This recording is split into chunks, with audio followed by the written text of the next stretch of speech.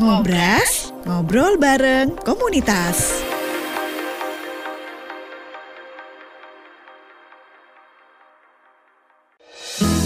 Penuh inspiratif, kita ikuti Ngobras, ngobrol bareng komunitas bersama Pro 1 RRI Sumeneb.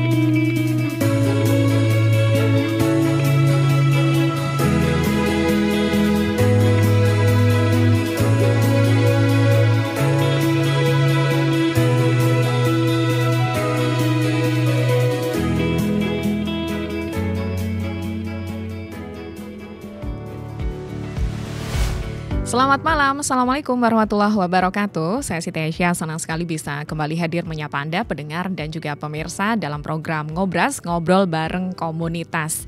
Dan edisi malam hari ini kita akan bicara banyak tentang peluang beasiswa yang ada di luar negeri. Ternyata seluas itu peluangnya, bersama dengan narasumber yang baru saja lulus S2 dari KDI School of Public Policy and Management di Korea Selatan, Mbak Ruli. Sapaan akrabnya. Langsung saja ya kita sapa narasumber kita, Mbak Ruli Aprilia, Eskom MPM, dan beliau ini tenaga ahli komunikasi dan publikasi Sekretariat Komite MRPN Kementerian PPN Bappenas dari komunitas Diaspora Sumeneb juga. Assalamualaikum Mbak Ruli. Waalaikumsalam Mbak.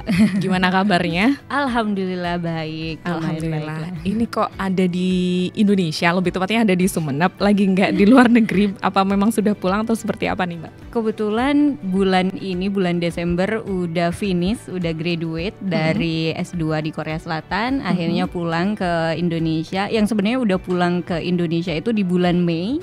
Di bulan Mei udah pulang ke Indonesia. Nah, namun karena ini libur akhir tahun, akhirnya pulang dulu ke Sumeneb karena orang tua masih di Sumeneb. Oke, berarti memang asli Sumeneb ya. Sumenebnya mana nih Mbak? Sumeneb di Pangarangan. Pangarangan. Betul. Oke. Ini bangga banget ya berarti warga Pangarangan. Berarti diasporanya selama berapa lama? Diasporanya dimulai sejak bulan Mei. Kedatangan saya ke Jakarta, kemudian bertemu dengan teman-teman dari Diaspora Sumeneb dan bergabung di Diaspora Sumeneb. Oh, iya, karena kan memang Diaspora Sumeneb ini teman-teman pusatnya itu berada di Jakarta. Jadi kita juga sering ngadain kegiatan-kegiatan, diskusi-diskusi itu yang di Jakarta, ada juga yang diadakan di Sumeneb. Oke. Berarti bergabung di komunitas Diaspora Sumenebnya baru di Mei lalu ketika pulang dari Korea gitu ya? Betul. Oke, baik. Untungnya ini ya langsung ketemu dengan komunitas yang pas ya. Iya. Dan saya rasa komunitas ini juga banyak memikirkan terutama generasi mudanya Sumeneb ya Mbak Ruli. Betul sekali. Saya juga ketika sampai di Jakarta itu sempat bingung juga, mana ya kok nggak ada orang-orang Sumeneb ya. Yang sebenarnya banyak sih orang Sumeneb ya, karena di sekeliling rumah saya itu yang sekarang saya tempati di Jakarta itu banyak warung-warung Madura yang ternyata itu orang Sumeneb. Gitu. Ketika saya ngobrol, orang Sumeneb, tapi kan yang saya butuhkan adalah mungkin lebih ke pemudanya, seperti empowering dari pemuda-pemudanya ini kemana ya, dan kemudian dihubungi sama ketuanya dari Diaspora Sumeneb. Boleh di-spill dong namanya? Mas Suharjo ya. Nah kemudian Mas Suharjo langsung kontak saya gitu, ada Kak Badrul juga yang kontak, ayo Rul kita kumpul-kumpul pemuda-pemuda Sumeneb nih. Nah kemudian ya diajak ngobrol, diskusi dan sebagainya, akhirnya gabung. Oh jadi begitu ceritanya ya. Betul. Cerita bergabungnya di Diaspora Sumeneb yang sebelumnya juga pernah ngobrol sih bersama kami di Ngobras gitu ya. Iya sebelumnya. Oke. Nah cuma ini berbeda kabar yang mau dibawakan atau informasi yang mau disampaikan oleh komunitas Diaspora Sumeneb nih, pendengar maupun pemirsa. Karena kan baru benar-benar fresh ya Mbak, lulus di Mei kan ya 2024. Iya, betul. Karena kalau Korea kan sebenarnya di kampus saya khususnya itu graduation atau seremoni kelulusan yang mendapatkan ijazah itu hanya 1 kali dalam 1 tahun. Jadi meskipun saya lulusnya di bulan Mei, karena kan durasi studi saya 1,5 tahun untuk S2 S2 ini. Nah, jadi saya lulus di bulan Mei, meskipun saya lulus di bulan Mei, saya itu tidak mendapatkan ijazah, namun surat kelulusan saja. Nah, akhirnya saya pulang ke Indonesia dan kemudian graduationnya baru di bulan Desember. Betul. Jadi secara resminya graduationnya itu baru di bulan ini. Betul. Tanggal berapa sih, Mbak? Di tanggal 13 Desember kemarin. Congratulations. Selamat ya, Mbak. Wah, gimana kalau bahasa Koreanya bilangnya cukai gitu nggak sih? Cukahamida. Cukahamida. Kalau yang cukai berarti yang non informal ya. Iya, kalau udah betul. deket banget ya. Oke, dikit-dikit lah warga Indonesia pasti banyak yang kemudian sangat aware dengan budaya Korea Selatan begitu ya. Betul. Cuma nggak hanya di drakornya saja, dan musiknya saja, kita juga harus mengambil sisi positifnya, yaitu di bidang pendidikannya yang ternyata peluangnya luar biasa ya Mbak Ruli. Sangat lebar untuk mahasiswa internasional khususnya. Jadi Korea Selatan itu memang jor-joran untuk membuat bagaimana mahasiswa dari luar negeri, foreigners untuk datang ke Korea Selatan. Nah, tidak hanya dari segi turismenya, tapi juga dari segi pendidikannya. Jadi mereka mengundang seluruh masyarakat untuk bisa datang ke Korea Selatan, apalagi studi di Korea Selatan, seperti itu. Nah, ini minta ceritanya nih, awal-awalnya gimana? Apakah dari kampus atau mencari secara personal nih Mbak Ruli? Bisa sampai ketemu dengan universitas di Korea Selatan yang kemudian sampai membuat Mbak Ruli menyandang gelar S2 di Desember ini. Betul. Nah, sebelumnya saya kan bekerja di salah satu notaris di Sumenep ya. Saya sepil aja, notaris Inaya. Jadi sebelumnya saya bekerja di notaris Inaya selama 2 tahun seperti itu. Nah, setelah bahasa kekiniannya burnout ya. Jadi kayak udah stres ya. Jadi kayaknya mau ngapain ya ke depan gitu. Kayaknya seru ketika saya bisa meningkatkan kapabilitas saya dalam segi mungkin kemampuan di bidang pendidikan dan sebagainya. Nah, ketika saya bergabung dengan berbagai komunitas kepemudaan yang mereka itu ambis di bidang pendidikan, jadi tidak cukup nih S1 aja. Kalau mau fight di dunia pekerjaan yang lebih luas, mungkin kita juga harus bisa punya kemampuan di bidang lain seperti itu. Dengan salah satunya ya ngambil S2 atau mungkin ya kalau dokter dan sebagainya itu bisa profesi gitu. Nah, tapi kalau di bidang saya, karena saya bidangnya komunikasi sebelumnya, kayaknya seru ketika bisa ambil S2. Akhirnya pada saat di tahun 2021 itu saya sudah mulai mencari informasi mengenai beasiswa. Kayaknya aku harus S2 nih. S2 mau S2 di dalam negeri atau luar negeri.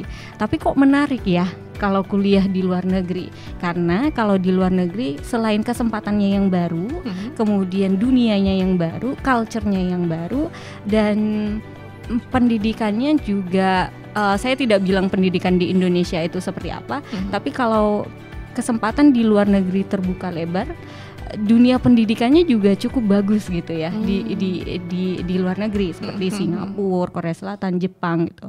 Nah, setelah itu saya coba compare, kan ada beasiswa LPDP ya di dalam negeri. Itu mungkin yang sering diambil ya. Betul. Nah, ketika saya juga mempelajari beasiswa LPDP ini, kemudian banyak juga dari teman-teman angkatan saya yang ikut LPDP seperti itu, saya juga mempelajari, saya juga mengumpulkan berbagai informasi beasiswa di situ. Ada sekitar mungkin ya 50 beasiswa yang saya pelajari. Perjuangannya luar biasa ya. Jadi tidak hanya LPDP sebenarnya di dalam negeri. Ternyata sebanyak itu ya. Sebanyak itu. Nah, itu masih belum semua kan tentu. Betul. Nah, di dalam negeri aja, karena saya lulusan dari komunikasi, ada yang beasiswa dari Kementerian Komdigi. Sekarang Komdigi. Ya, Komdigi. Kominfo ya. Ya. Jadi beasiswa dari Kominfo dulu, ada juga beasiswa itu yang mengcover di dalam negeri maupun luar negeri. Jadi saya pelajari semuanya.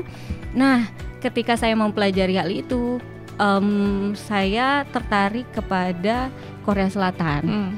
Di Korea Selatan yang pertama mungkin karena udah booming ya di antara lagi generasi hits. muda, lagi hits dengan K-popsnya, culture-nya dan sebagainya. Dan ada hal yang lebih menarik lagi. Jadi di Korea Selatan itu sudah high teknologi. Yang apa-apa semuanya pakai teknologi. Dan kemudian dari segi pendidikannya, kalau kita melihat dari Seoul National University yang masuk ke top 10 di universitas di seluruh dunia. Itu segi pendidikannya udah sangat high level. Nah setelah itu, setelah saya pelajari, oh kalau di Seoul University jurusannya apa saja dan sebagainya. Ketika saya mempelajari Seoul, wah kayaknya belum nih, terlalu tinggi nih ya, terlalu tinggi. Akhirnya saya mencari lagi kampus-kampus yang banyak peluangnya seperti itu. Nah saya melihat KDI School of Public Policy ini. Nah KDI School of Public Policy dia itu English Talk, jadi pembelajarannya dalam bahasa Inggris. Dan di sana itu 50% adalah foreigners atau mahasiswa dari luar negeri. Jadi bukan mahasiswa Koreanya. 50% mahasiswa Korea, 50% dari mahasiswa luar. Nah, di situ kalau kita ngelihat universitas-universitas lain itu masih pembelajarannya dalam bahasa Korea seperti itu. Nah, kan aku nggak punya nih basic bahasa Korea gimana ya? Akhirnya kalau KDI School itu memang udah bahasa Inggris yang pertama, yang kedua juga banyak mahasiswa internasionalnya. Kemudian dari segi asrama kan bisa dilihat ya di website, segi asrama yang udah bersih. Kemudian bisa ya kita cek secara online. Dan sama nggak dengan ekspektasi kita? Sama banget. Sama ya? Betul. Nah di situ tuh dari teknologinya juga di asrama itu kita pakai teknologi semua, yang pintu itu pakai lock. Iya sih. Kalau masuk kamar mandi udah di welcome. Iya. Jadi kayak udah ternyata ini ya semenarik itu kuliah di KDI. Udah di provide sama asramanya. Jadi kita nggak bingung-bingung untuk berarti mencari. Tercover semua ya Mbak ya? Tercover semua. Jadi kita nggak bingung-bingung untuk mencari tempat tinggal di Korea Selatan. Kemudian ketika melihat kampusnya semuanya pakai teknologi juga. Kembali lagi ke teknologi yang biasanya kita pakai LCD dan sebagainya, itu kita tidak pakai LCD tapi di sana udah layar LED semuanya kayak gitu. Sistem absennya juga kita bukan manual seperti itu, udah online semua udah terintegrate dengan baik seperti itu. Ketika saya mempelajarinya, wah kayaknya ini peluang yang sangat baik untuk saya, di mana saya pada saat itu belum menguasai bahasa Korea dan beasiswa yang ditawarkan juga bahasa Koreanya menjadi opsional, ya kenapa nggak dicoba seperti itu. Nah akhirnya saya mencoba ke KDI School untuk pertama kalinya dan langsung lulus. Wah langsung lulus loh di percobaan pertama berarti. Percobaan pertama. Lulusnya S1-nya itu dari kampus di mana Mbak? Di UTM, Universitas Trunojoyo Madura. Biasanya kan orang-orang lulusnya dari mana? UTM itu teknologi Malaysia bukan sih? Bukan. Trunojoyo Madura gitu.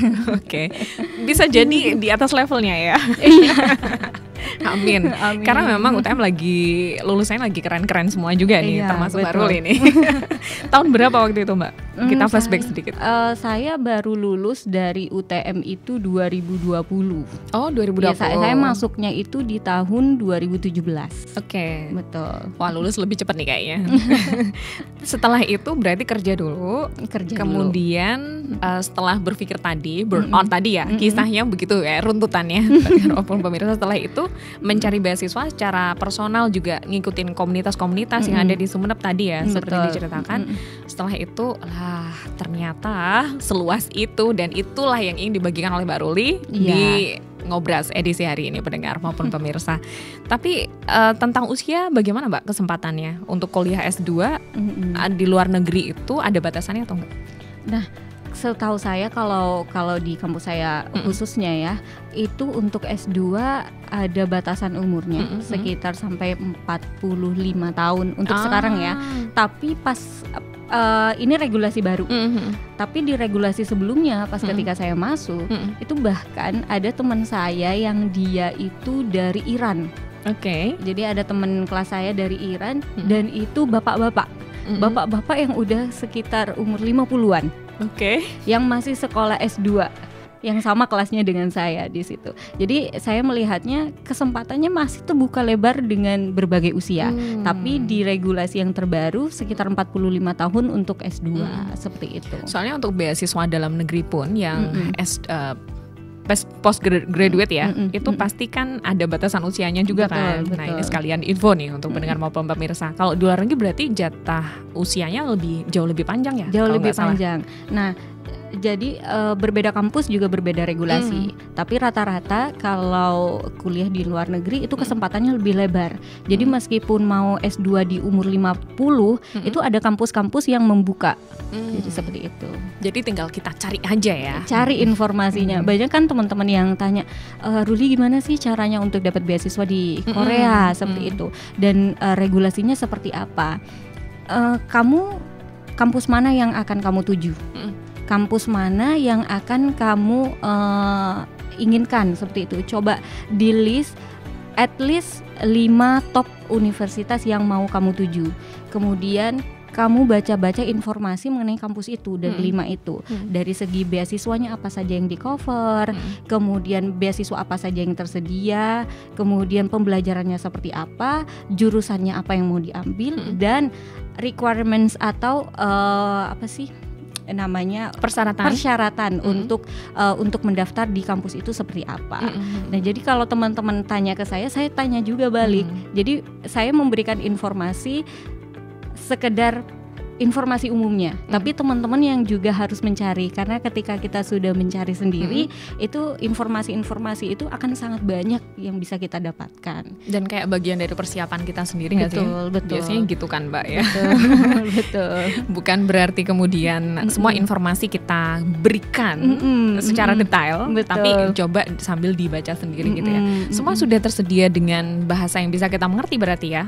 Kalau khusus untuk Korea sudah bilingual. Iya, kalau di Korea Selatan udah bilingual. Jadi bisa diakses dalam bahasa Korea, bisa diakses dalam bahasa Indonesia juga. Jadi memang kalau melihat mencari kampus-kampus, yang pertama yang harus dilihat adalah beasiswanya apa yang mau ditawarkan. Biasanya mengcover apa gitu kan? Mengcover apa. Jadi jangan sampai ketika kita sampai di luar negeri mau studi, kita malah jadi gembel di situ. Iya loh. Karena oh ternyata ini nggak di cover ya.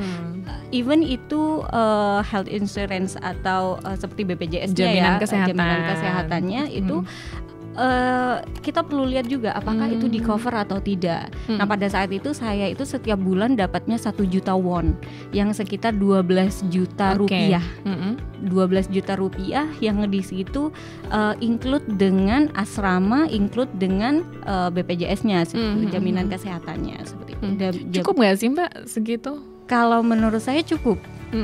Kecuali dengan mahasiswa-mahasiswa yang hedon ya itu mungkin berbeda gitu. Kalau dari segi dari saya cukup karena asrama itu cuma dipotong 180.000 won, kemudian jaminan kesehatan itu dipotong 70.000 won, sisanya udah buat saya seperti itu. Jadi kita tidak perlu membayar apa-apa lagi. Soalnya ada juga kan cerita nih biasanya diaspora yang juga apa ya bisa dikatakan mahasiswa-mahasiswa di luar negeri sambil harus kerja setelah pulang kampus dan lainnya. Nah, kalau beasiswa saya itu tidak memperbolehkan mahasiswanya untuk bekerja. Nah, berarti di cover semua dong. Di cover semua. Secara logika ya. Di cover semua.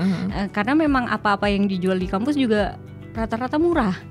Jadi makan dengan nasi, kemudian lauknya, kemudian vegetable-nya atau sayurannya, kemudian udah dapat susu, udah dapat air, itu hanya 3.000 won. Jadi kan kalau standar makanan di sana berapa biasanya? Standarnya biasanya sekitar 5.000 sampai 7.000 won. Itu cukup murah sih untuk kita mahasiswa yang tinggal di sana seperti itu. Baik. Wah, menarik sekali ya. Dan tadi dikatakan bahwa sekali coba langsung bisa. Mungkin ada beberapa apa ya bisa dikatakan tips nih agar pendengar maupun pemirsa juga termotivasi. Siapa tahu saya sekali coba langsung bisa juga nih kayak Mbak Ruli gitu. Betul. Tipsnya adalah persiapan beasiswa itu sangat-sangat membutuhkan effort atau tenaga yang baik tenaga mental kemudian keuangan. Itu yang perlu dipersiapkan. Saya tidak mengatakan saya itu dari keluarga privilege, tidak, tapi sama karena keluarga saya juga keluarga yang biasa gitu. Nah, dari persiapan tersebut saya sambil kerja. Yang saya mention tadi bahwa saya bekerja di notaris, saya sambil kerja, kemudian saya sambil mempersiapkan itu. Nah, ketiganya itu dari tenaga, mental dan keuangan ini benar-benar harus kita penuhi semuanya. Jadi tidak boleh ketika saya bekerja keras, tapi kita melupakan capek ya dari mental kita. Gimana ya kalau kita misal nggak keterima, nggak berani gitu, akhirnya kita mundur. Nah, kan dari segi kesiapan kita juga ya, dari segi mental dan sebagainya. Kemudian dari segi keuangan, karena kenapa bilang keuangan, ngurus dokumen-dokumennya. Biasanya sampai setinggi itukah kebutuhan itu, Mbak? Kalau saya kemarin, alhamdulillahnya kalau Korea Selatan tidak terlalu rumit untuk persyaratannya dibandingkan LPDP. Oh iya sih. Jadi, bahasa dan lain sebagainya pasti.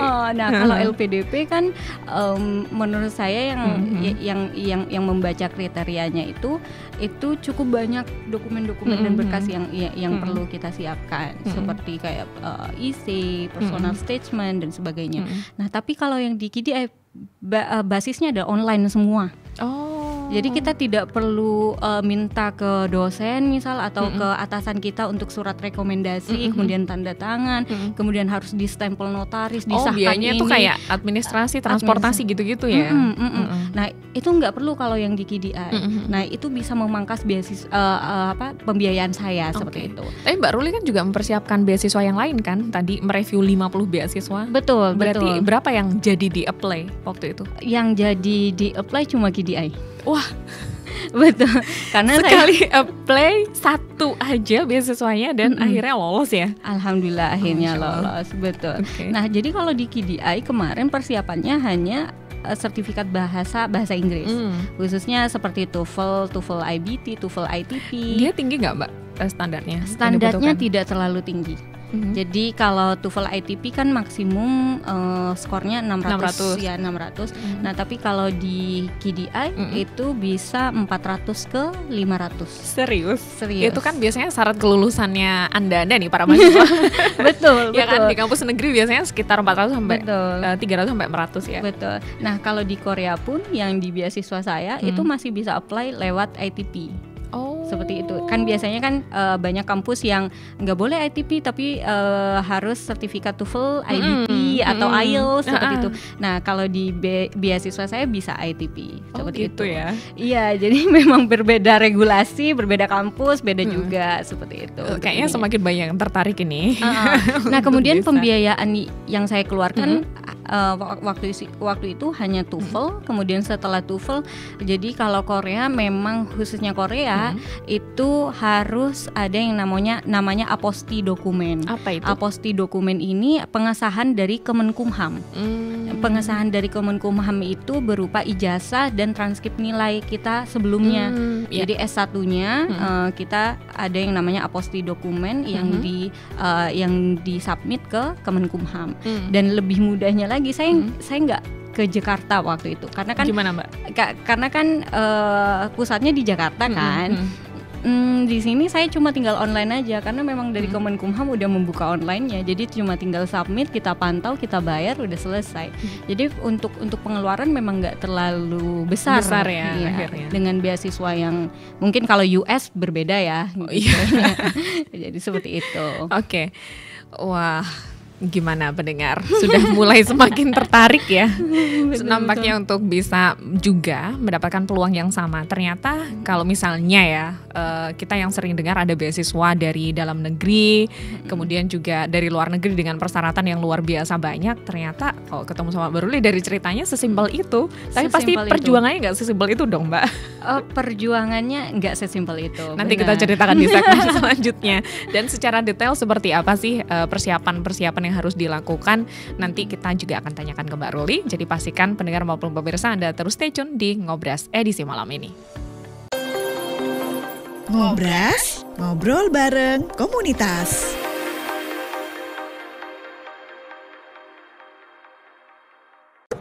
Udah ngurusnya lama, dokumennya banyak, bener-bener ya, cuma ngurus izin ini doang lama banget.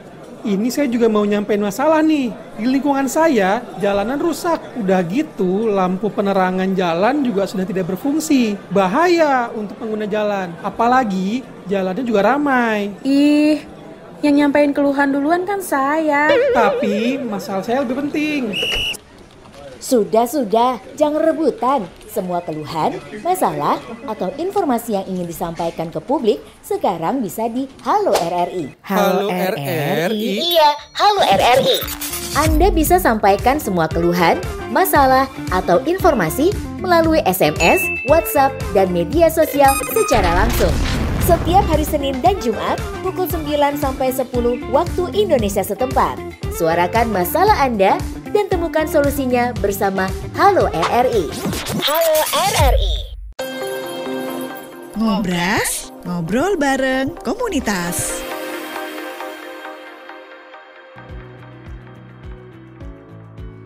Pro 1 RRI Sumeneb, kanal informasi dan inspirasi. Pendengar dan pemirsa, terima kasih Anda masih stay tune di 101,3 FM, 1008 kHz AM. Juga terima kasih untuk Anda yang streaming di aplikasi RRI Digital serta YouTube RRI Sumeneb.net. Saya Ais masih menemani Anda dalam Ngobras, ngobrol bareng komunitas edisi hari ini. Kita bicara tentang peluang beasiswa di luar negeri, khususnya Korea Selatan yang ternyata seluas itu, bersama dengan komunitas diaspora Sumeneb, Mbak Ruli Aprilia SIKOM MPM. Beliau tenaga ahli komunikasi dan publikasi sekretariat Komite MRPN Kementerian PPN Bappenas, dan komunitasnya tadi ya, diaspora Sumeneb. Dan beliau ini, untuk Anda mungkin yang baru saja stay tune, baru saja lulus di bulan Desember ini. Sebenarnya dari Mei ya, tadi sudah diceritakan, tapi secara resminya, ofisialnya itu di Desember lulus S2 dari Korean Development Institute School of Public Policy and Management di Korea Selatan. Tepatnya di kota Sejong ya, Mbak ya? Betul, di kota Sejong. Ceritakan sedikit tentang kota Sejong ini. Kota Sejong itu merupakan smart city. Jadi selama ini kan saya tinggalnya di Sumeneb, ya maksudnya di daerah area Jawa Timur, yang mana saya S1-nya di Bangkalan, seperti itu. Saya melihatnya ketika saya sampai ke Sejong, wah, begini ya rupanya smart city gitu. Oke. Apa-apa transportasi sangat mudah. Jadi di sana saya itu tidak memakai sepeda motor, tapi memakai bus. Bus kota yang bus di dalam Sejong, seperti itu. Ada juga sepeda listrik. Jadi cuma tinggal tap, udah langsung gas aja. Dan itu untuk biayanya langsung gimana ya mau dari kartu satu itu ya? Dari kartu satu itu. Jadi kartu ATM saya di Korea itu terintegrate untuk pembayaran, semua pembayaran. Jadi masuk bus cuma tinggal tap, mau beli cuma tinggal tap seperti itu. Berarti nggak boleh hilang kartu ini. Benar, nggak boleh hilang. Nah kemudian ketika saya jalan-jalan di Sejong, semua itu sudah menggunakan teknologi. Jadi ketika misal mau masuk ke arena misal museum, itu kan ada barcode untuk wajah dan sebagainya, itu udah mengenal. Oh, Ruli ini dari mahasiswa KDI School of Public Policy and Management. Kayak one big datanya udah masuk semua ya? Benar, one big data. Terintegrate sekali seperti itu. Dan seluruh akses transportasi yang sangat mudah. Kemudian seperti supermarket yang udah convenience, udah nyaman, seperti itu, menjadi tempat kalau kita nugas-nugas di luar gitu. Udah menjadi tempat yang menurut saya safe ya. Mungkin kan pemahaman masyarakat ketika melihat Korea Selatan, wah sering mabuk-mabukan nih di jalan gitu. Tapi aman. Jadi memang banyak orang-orang yang kadang sempoyongan di jalan, tapi ya udah kita memang nggak usah lihat itu, fokus aja. Tapi memang tidak ada kejahatan selama saya di Sejong, alhamdulillah. Dan itu Sejong itu adalah salah satu kota yang udah smart city di Korea Selatan, karena kalau kita bandingkan dengan IKN, IKN ini kan ibu kota baru. Sejong itu ibu kota barunya di Korea Selatan, seperti itu. Nah dulu kan di Seoul, tapi sekarang kota administrasinya, ibu kotanya itu di Sejong. Yang kita tahu kan kota terbesarnya atau pusatnya itu kan ada di Seoul, gitu ya. Nah Seoul ini sekarang menjadi kota bisnisnya, jadi kayak investasi dan sebagainya itu di Seoul. Tapi untuk administrasi pemerintahan dan sebagainya itu di Sejong. Itu ya miripnya dengan Indonesia ya. Betul. Nah IKN ini dulu melihatnya pandangannya ke Sejong. Seperti itu. Oke. Kita tunggu Sejong kita jadi ya. Masih terus dibangun smart city-nya. Oke, dari ceritanya tadi berarti sangat mendukung juga proses tadi dari Mbak Ruli di sana gitu ya. Betul. Culture-nya sih, kenapa saya juga memilih Korea Selatan, karena culture-nya masih Asia, yang sama dengan literally hampir sama dengan kita. Ya mungkin ada beberapa kayak history dan sebagainya, sejarah dan sebagainya mungkin sangat berbeda ya dengan Korea Selatan. Tapi dari culture-nya, attitude-nya itu juga sama dengan kita, seperti itu. Makanan-makanannya juga sama dengan kita. Jadi kalau di Asia kan makannya makan nasi, di sana juga makan nasi. Jadi nggak bingung kita makan nasi kemana gitu. Itu salah satu pertimbangannya juga ya. Betul. Baik, kalau bicara tentang tadi Mbak, berarti jaraknya antara Seoul sama Sejong 1,5 jam. Cukup singkat ya. Cukup singkat. Dan itu bisa diakses lewat seperti kereta, kemudian bus juga, bus antar kota ada juga. Sangat mudah sekali. Oke, baik. Baru tahu loh saya ternyata Sejong ini bisa dikatakan ibu kota yang apa ya, kayak semacam pusatnya gitu ya. Justru pusat administrasinya. Pusat administrasinya.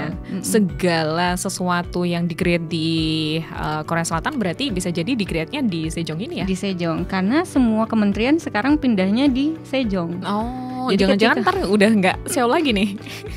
Sepertinya informasinya seperti itu. Karena di Seoul nanti akan dijadikan seperti Jakartanya yang mau dijadikan sebagai pusat bisnis dari Korea Selatan, seperti itu. Nah, ketika ke Sejong malah di sana itu lebih banyak yang tinggal PNS-PNS-nya. Oke. Baik. Sedikit cerita yang kayaknya butuh sesi baru untuk bicarakan Sejong and Seoul ya. Kita kembali ke peluang beasiswanya Mbak. Dan tadi sekali coba langsung bisa begitu ya. Di segmen pertama tadi Mbak Ruli bercerita dengan kita semuanya bagaimana beliau berjuang untuk kemudian bisa mendapatkan beasiswa. Tapi ceritanya tadi indah-indah banget semuanya nih. Strugglingnya di mana nih Mbak? Boleh tahu nggak? Strugglingnya sih yang pertama kemampuan bahasa Inggris ya menurut saya. Jadi kan kalau di Sumeneb, karena saya tinggalnya di Sumeneb, sekolahnya di Sumeneb gitu ya. Keterbatasan untuk mengakses pendidikan yang basicnya pure bahasa Inggris itu cukup sulit juga. Karena kan kalau orang-orang yang di pusat udah ada les-les berkelas bahasa Inggris gitu dan sebagainya. Misal di Kediri kan pusatnya untuk belajar bahasa Inggris. Pare. Gitu. Oh ya, Pare gitu. Nah, saya itu strugglingnya di situ karena awalnya saya juga nggak terlalu paham dalam berbahasa Inggris dalam segi speakingnya, dalam segi berbicaranya. Ini gimana ya caranya? Nanti ketika sampai ke luar negeri, kalau misal ditanya lah aku nggak bisa jawab seperti itu. Nah akhirnya saya itu belajar bahasa Inggris ada sekitar 7 bulan. Untuk persiapan beasiswa ini. Dari 7 bulan belajar bahasa Inggris, saya sudah mencoba TOEFL ITP maupun IBT. Itu saya mencoba ada sekitar 5 kali lebih. Dan yang pertama skornya masih gagal. Terus gagal. Akhirnya saya mencoba lagi, saya les. Jadi habis kerja yang pulang pukul 4, saya pukul 6 setelah maghrib saya udah mulai start belajar lagi. Saya mulai ikut les. Kemudian lesnya online atau gimana kalau di Sumeneb? Bisa diakses secara online. Online karena kan saya juga sambil bekerja. Kemudian saya ikut les, kemudian saya ikut tes, pre-tes, semuanya saya ikutin. Akhirnya pada bulan ke-7 itu saya mendapatkan TOEFL ITP, skornya yang udah menurut saya udah cukup gitu, udah tinggi seperti itu. Persaingannya seperti apa waktu itu untuk bisa mendapatkan beasiswa dari KDA ini atau saya sebutnya KDI ya. Bukan KDI Dangdut ya. Bukan KDI Dangdut, tapi Korean Development Institute. Nah, persaingannya menurut saya sangat ketat karena ini bukan hanya bersaing orang-orang Indonesia saja, tapi dari seluruh dunia seperti itu.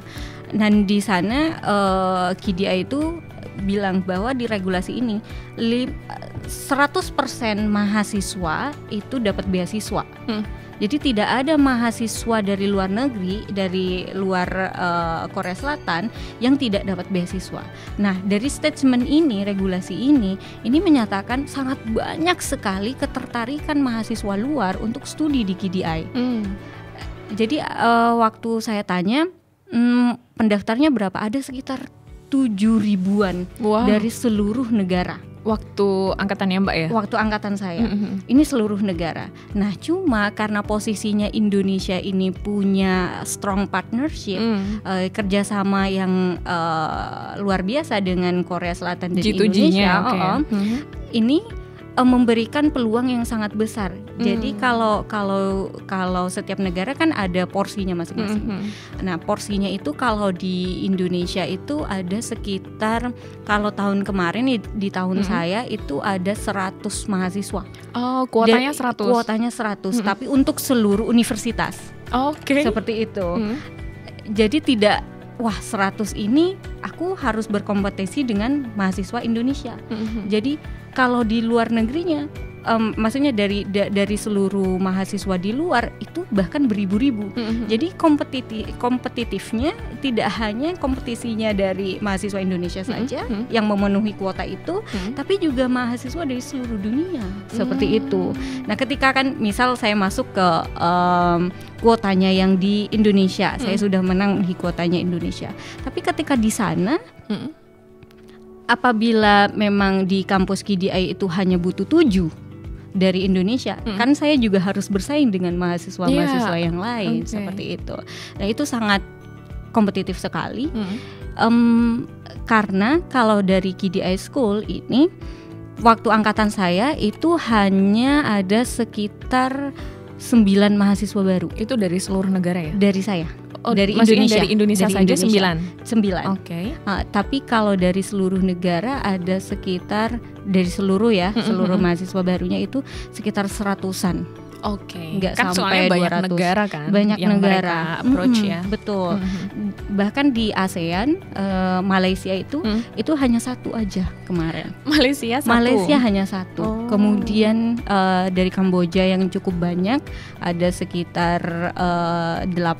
Kemudian dari Filipina itu ada sekitar 7, seperti itu. Jadi berarti Indonesia cukup banyak ya? Indonesia cukup banyak karena yang tadi strong partnership itu dengan Korea Selatan, seperti itu. Jadi sangat kompetitif ya, juga agak deg-degan ya. Karena prosesnya untuk mendaftar di KDI School, terutama untuk beasiswa di Korea Selatan, itu cukup singkat prosesnya. Dan mereka kan budayanya adalah pali-pali ya, cepat gitu. Kalau kita saset gitu. Dari proses dokumen ya apply itu dari dokumen administrasi, kemudian ada result administrasi ini keluar, kamu berhasil atau tidak, kemudian lanjut verifikasinya interview. ya mungkin. Betul. Interview? Langsung interview. Jadi kalau lulus udah langsung interview. Secara online atau? Secara online. Oke. Secara online, kemudian interview. Setelah interview ada informasi kamu, hasilnya itu kamu lolos atau enggak. Kemudian udah, kalau semisal lolos tinggal ngirim dokumen ke Korea, dokumen yang tadi kita siapkan itu, berkasnya dikirim ke Korea Selatan, langsung diundang untuk studi. Berapa lama tuh Mbak? Hanya 3 bulan. Wah, singkat banget loh. Singkat banget. Saya kemarin kan baca prasyarat untuk beasiswa yang nasionalnya ya, yang Government Korean Scholarship ini, yang dikenal dengan beasiswa GKS. Mungkin teman-teman milenial pada paham juga ya, beasiswa GKS ini. Itu juga prosesnya hanya 5 bulan. Karena kalau GKS ini ada 2 pendaftaran, ada lewat universitas, langsung daftar ke universitas di Korea Selatan, ada juga yang lewat embassy atau kedutaan Korea Selatan yang ada di Indonesia. Nah, dari 2 proses ini beda-beda juga, tapi seluruh rangkaian prosesnya itu hanya membutuhkan waktu 5 bulan saja, seperti itu. Itu kayaknya didukung teknologi nggak sih Mbak, yang bikin mereka cepat itu? Betul sekali. Interview saja itu saya masih perkenalan, gitu ya. Perkenalan itu 2 menit udah di-cut. Jadi di sana apa ya? Langsung ke intinya, seperti itu. Interview kan kalau mungkin beasiswa yang lain diulik ya sampai mungkin 40 menit lah, 50 menit mungkin bahkan 1 jam gitu ya. Tapi kalau Korea Selatan jangan tanya, saya waktu itu interview hanya sekitar 9 sampai 10 menit.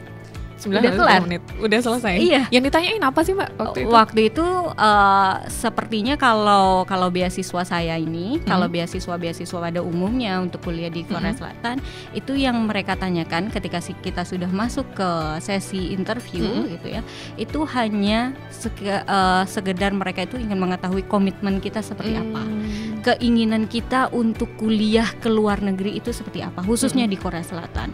Kemudian apa sih yang akan kita lakukan ketika kita sudah ada di Korea Selatan? Kemudian output apa? Atau semisal tesis atau research apa yang akan kamu lakukan ketika kamu udah menjadi mahasiswa di Korea Selatan? Dan pengetahuan kamu tentang kampus yang kamu tuju seperti itu. Itu aja. Jadi tidak membahas berbelit-belit langsung tentang ke intinya, langsung berarti ke ya. intinya. Waktu itu berarti nyiapin researchnya juga, rencana researchnya. Saya nyiapin waktu itu karena meskipun itu menjadi sebuah opsional. Opsional. Kalau misalnya di Australia yang saya tahu, dia biasanya minta secara rinci tuh kan, di beberapa beasiswa lah, nggak yang di Australia. Sepertinya begitu. Itu menjadi opsional. Karena mau bikin kan kita S2, mau enggak. Tapi kalau S3-nya itu dibutuhkan. Ya. Jadi kalau waktu ketika saya apply dan regulasi yang terbaru juga itu opsional. Jadi tapi saya tetap menyiapkan karena kan takutnya ada pertanyaan tentang research apa yang akan kamu bawa di sana, kemudian metodologinya seperti apa. Akhirnya saya menyiapkan mau nggak mau seperti itu biar ketika ditanya udah tahu jawabannya. Tapi dokumen itu nggak diminta ya waktu itu? Nggak diminta. Wow. Jadi persyaratan dokumennya untuk daftar ini ya beasiswa saya, beasiswa Hyundai maupun beasiswa, kan ada beasiswa Hyundai juga, ada beasiswa Government Korean Scholarship atau GKS itu. Dari semua beasiswa ini, itu yang dibutuhkan hanyalah ijazah S1 dan transkrip nilai S1. Kemudian aposti dokumen yang tadi saya bilang yang ke Kemenkumham. Setelah itu hanya membutuhkan personal statement. Personal statement ini karena kita apply-nya lewat online, mereka udah menyediakan ada formnya gitu ada ya? formnya. Formnya itu udah berupa pertanyaan. Jadi kita tidak perlu memikirkan, aduh isinya apa ya, aduh di awal apa ya, enggak perlu karena mereka udah tinggal ngisi-ngisi aja tinggal ya kita ngisi. ya. Jadi mereka bertanya, misal jelaskan tentang kamu dan keluarga kamu. Di situ kita sudah tinggal menjelaskan dan itu dibatasi sekitar 300 kata. Dan kemudian tujuan kamu kuliah di KDI School seperti itu. Kita udah tinggal menjawab dan itu jadi saya pengen ingat, deh. Saya ingat hanya 5 pertanyaan untuk personal statement. Kemudian yang dibutuhkan lagi dokumennya adalah recommendation letter atau surat ini rekomendasi. Surat rekomendasi itu kita bukan fisik yang diupload, tapi langsung dari kampusnya di Korea Selatan yang akan email ke si pemberi rekomendasi. Jadi cukup mudah. Jadi kita cuma tinggal itu biasanya dari dosen ya? Atau dari misal atasan kayak gitu atau gimana? Iya, yang dekat dengan yang mengetahui tentang kamu seperti itu. Ya kalau saya kemarin itu minta dari dosen karena saya juga baru lulus dari S1. Kemudian saya minta juga dari atasan saya Bu Inayah karena saya juga bekerja di Bu Inayah. Jadi mereka yang tahu mengirimkan tentang saya. Mereka ini ya. Betul. Jadi kampus yang kemudian akan confirm Email, ke orang yang direkomendasikan. Betul. Jadi kita tinggal input nama si pemberi rekomendasi, kemudian alamat email, nomor telepon dan sebagainya udah. Baik. Itu overall semua dokumennya. Menarik sekali sih. Dan ternyata ada yang tapi saya rasa nggak mudah juga sih. Tadi disampaikan bahwa ada perjuangan juga yang harus dilakukan, persaingannya juga tidak mudah ya saya rasa. Betul. Karena diambil cuma 9 dari sekian banyak. Tapi dari sisi administrasi tadi juga ada kemudahan-kemudahan yang ternyata ditawarkan oleh beasiswa di Korea Selatan dibanding mungkin di kampus-kampus luar negeri yang lain. Waktu juga yang membatasi. Terima kasih banyak Mbak Rui. Sama-sama. Mungkin bisa dimotivasi lebih kuat lagi kepada orang tua sana yang memiliki putra dan putri generasi muda Sumeneb khususnya. Silakan. Iya. Berbicara tentang beasiswa mungkin tidak semua orang tua mengizinkan kita untuk bisa berkuliah ke luar negeri. Seperti saya juga membutuhkan perjuangan yang sangat luar biasa untuk juga berbicara kepada orang tua keinginan dan mimpi saya seperti apa. Kemudian di Sumeneb juga saya menilainya masih konservatif, di mana indeks pendidikan masih sangat rendah. Nomor 4 terendah di Jawa Timur gitu, 0,8% saya lihat kemarin di tahun 2023. Itu menjadi sebuah problematika juga ketika sayang banget kemampuan SDM di Sumeneb ketika tidak kita tingkatkan. Teman-teman yang mau kuliah baik itu di dalam negeri maupun di luar negeri, ini adalah kesempatan yang bagus. Jangan takut, beranikan diri untuk bisa menggapai mimpi itu. Karena kalau kita sudah punya mimpi, kita bisa membangun Sumeneb lagi. Keren. Seperti itu. Dan selanjutnya Mbak Ruli akan bertugas di Bappenas ya? Bappenas, alhamdulillah udah langsung. Jadi ceritanya ditugaskan di Bappenas setelah dapat beasiswa, maksudnya lulus dari sekolah. Jadi sebelum lulus saya udah dikontrak di bulan Januari yang di offering di tahun 2023 bulan Desember. Kok tahu sih? Gimana ceritanya? Sedikit saya. Itu juga. Jadi kalau semisal kita berkuliah di luar negeri gitu ya, atau berkuliah kita di yang dalam akan negeri, dicari ya? Bukan. Jadi relasi itu semakin lebar. Oh gitu. Saya kan tadi juga mengatakan bahwa partnership dari Korea Selatan dan Indonesia itu sangat strong, sangat kuat gitu.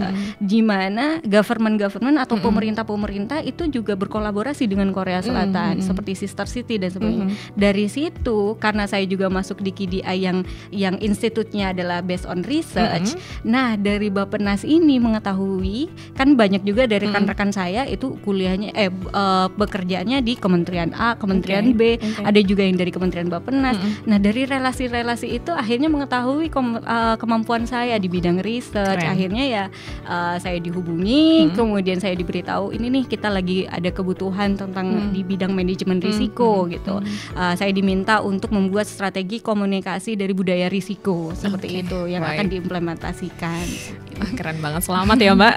Ini harus double triple atau pokoknya selamat yang banyak banget buat Mbak Ruli. Betul. Semoga bisa sukses untuk menjalankan semua amanahnya. Dan tadi ya cita-cita yang sangat mulia saya rasa untuk memajukan Sumeneb melalui generasi mudanya. Terima kasih sekali Mbak Ruli. Terima kasih banyak. Terima kasih juga untuk Anda semuanya pendengar dan pemirsa yang sudah mengikuti Ngobras edisi malam ini. Saya Ais pamit undur diri. Assalamualaikum warahmatullahi wabarakatuh. Ngobras, ngobrol bareng komunitas.